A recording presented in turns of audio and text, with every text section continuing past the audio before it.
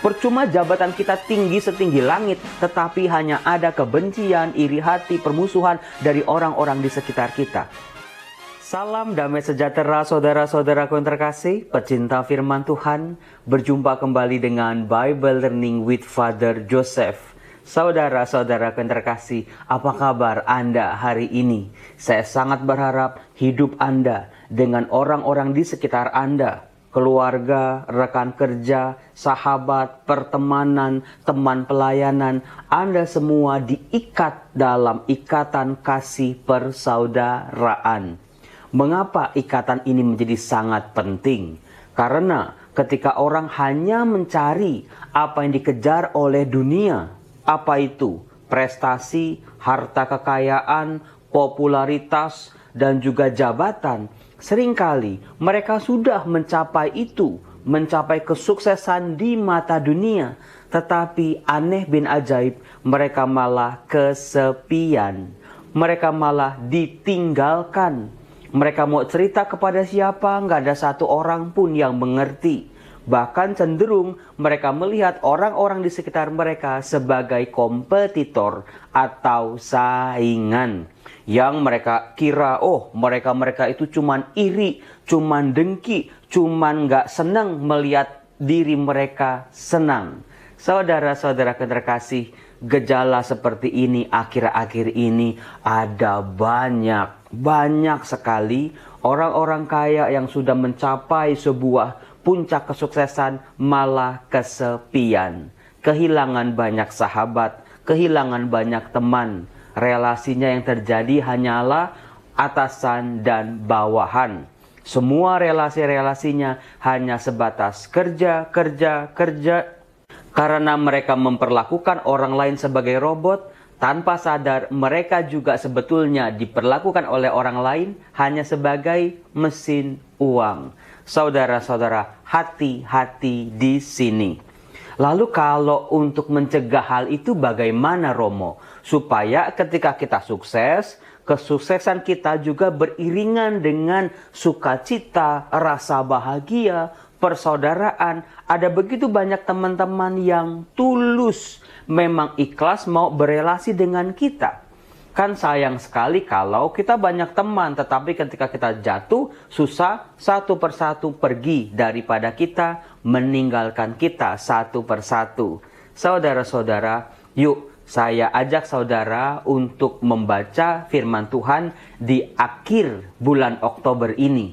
Sekarang tanggal 31 Oktober ketika saya membuat video ini, perayaan Ekaristi mengangkat bacaan-bacaan yang luar biasa bagus yang saling berkaitan.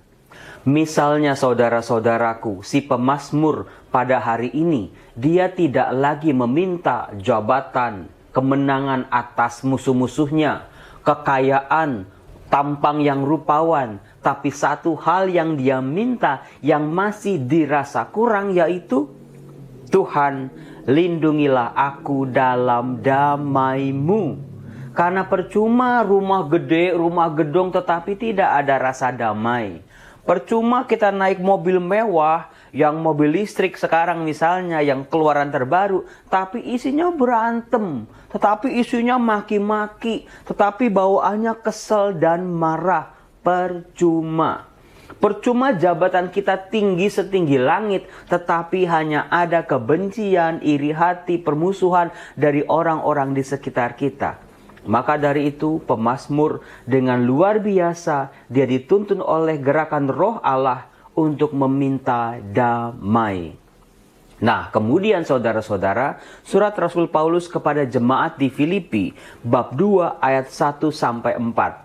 Bacaannya singkat, tetapi ternyata ini terkandung 5 rahasia Kristus.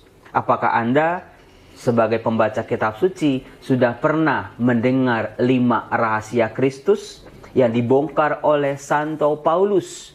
Dikatakan begini di ayat 1. Saudara-saudaraku yang terkasih, dalam Kristus ada nasihat, ada penghiburan kasih, ada persekutuan roh, ada kasih mesra, ada belas kasih.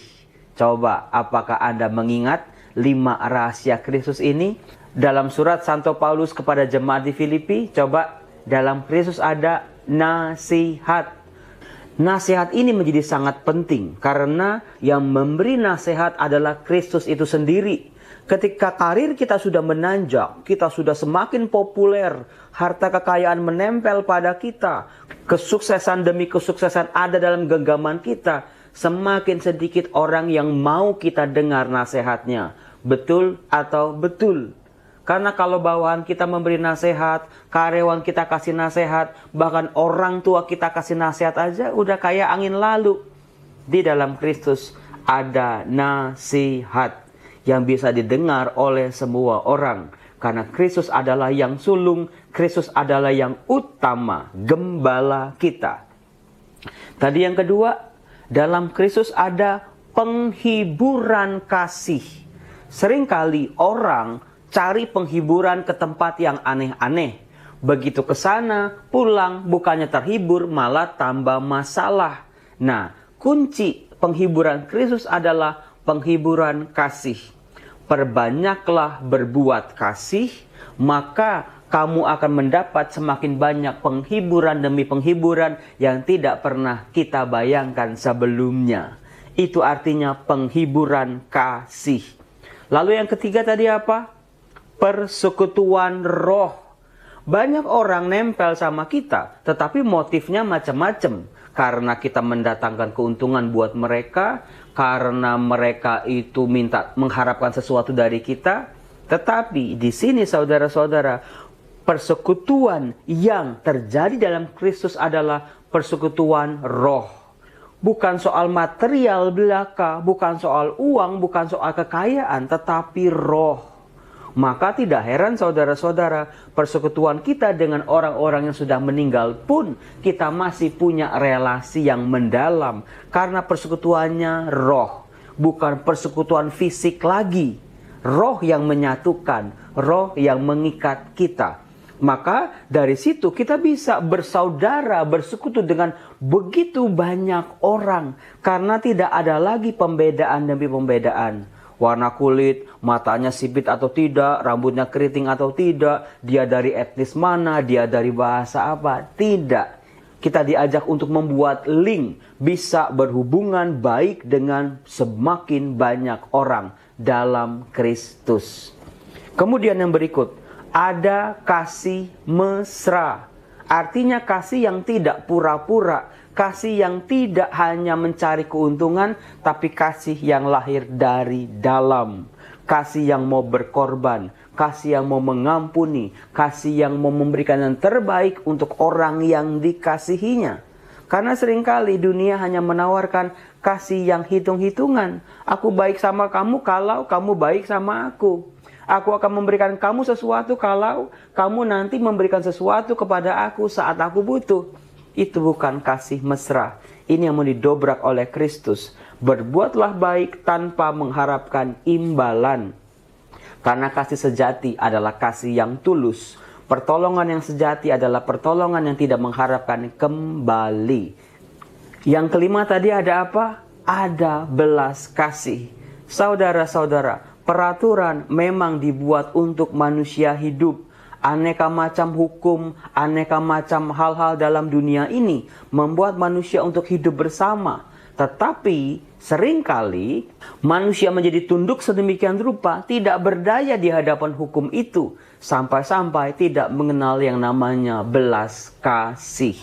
Ini yang seringkali terjadi. Hukum ditegakkan, iya saya setuju. Tapi yang namanya hukum tidak pernah boleh melupakan yang namanya belas kasih. Dalam Kristus harus ada belas kasih. Di balik semua hukum-hukum, semua peraturan, semua relasi kita dengan sesama kita harus ada belas kasih.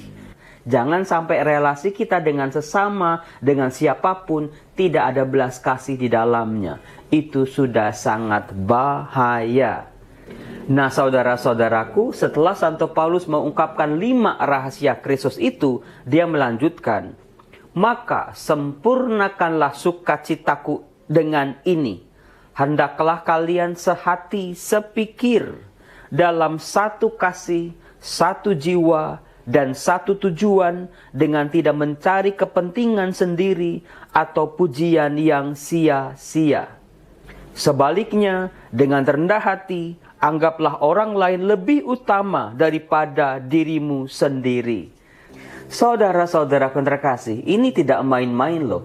Ini rahasia hidup bahagia dari sudut pandang Kristiani.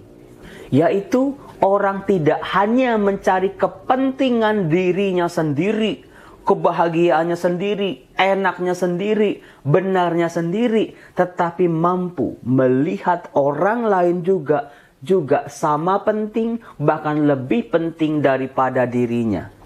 Andai kata hal ini diterapkan dalam relasi di antara keluarga-keluarga Kristiani, antara suami dan istri, kalau masing-masing hanya mementingkan diri sendiri, kebahagiaannya sendiri, enaknya sendiri, nggak akan berhasil. Hidup rumah tangga itu berat dan sulit. Maka diperlukan sebuah hati yang mampu melihat orang lain, istrinya, suaminya, anak-anaknya, orang tuanya, sebagai sesuatu yang lebih penting dibanding dirinya sendiri. Bukan berarti melihat diri kita nggak penting, tetapi melihat orang lain lebih penting. Lebih mengutamakan kebahagiaan orang lain. Maksudnya apa, Romo? Misalnya saya sebagai suami, saya dihadapkan pada dua pilihan. Yang pertama, mencari kesenangan saya dulu, misalnya main badminton sama teman-teman.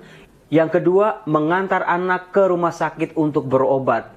Saudara-saudara, ternyata bukan sesuatu yang sulit dalam diri kita sehari-hari untuk menggeser atau menunda kesenangan kita untuk sesuatu yang lebih penting.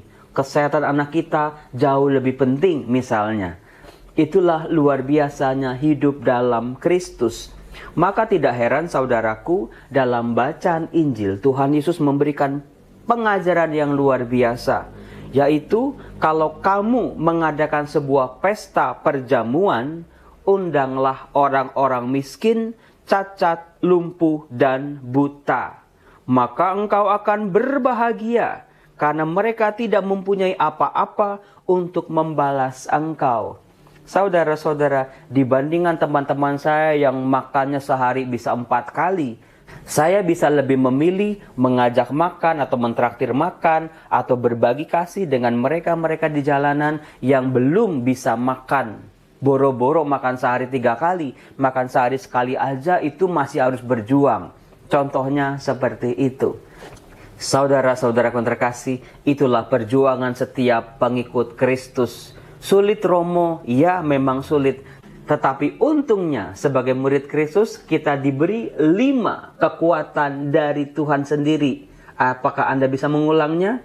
Yang pertama tadi ada nasihat, ada penghiburan kasih, ada persekutuan roh, ada kasih mesra, dan ada belas kasih. Jangan sampai 5 hal ini hilang atau kurang dalam diri kita. Semoga renungan ini membantu kita untuk menjadi pribadi lebih baik lagi dalam hidup kita. Salam, Tuhan Yesus memberkati.